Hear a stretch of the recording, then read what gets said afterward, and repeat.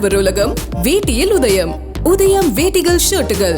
சென்னையில் அதிகாலை பலத்த காற்றுடன் மழை பெய்ததால் கோடை வெப்பம் தணிந்து குளிர்ச்சி நிலவியது. தென்னிந்திய பகுதிகளின் மேல் நிலவும் வளிமண்டல கீழடுக்குகளில் காற்றின் திசை மாறுபாடு நிலவுகிறது.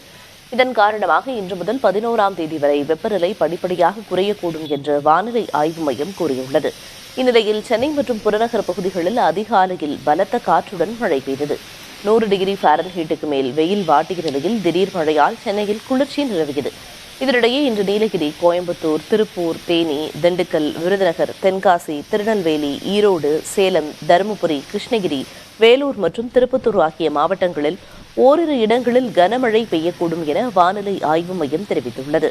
இதேபோல் நாளையும் நீலகிரி, கோயம்புத்தூர், திண்டுக்கல், தேனி, தென்காசி, விருதுநகர், திருநெல்வேலி மற்றும் ஈரோடு மாவட்டங்களில் ஓரிரு இடங்களில் கனமழை பெய்ய வாய்ப்புள்ளதாக வானிலை ஆய்வு மையம் தெரிவித்துள்ளது.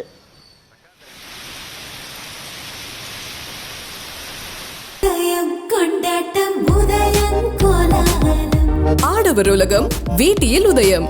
உதயம் வேட்டிகள் ஷர்ட்டுகள்.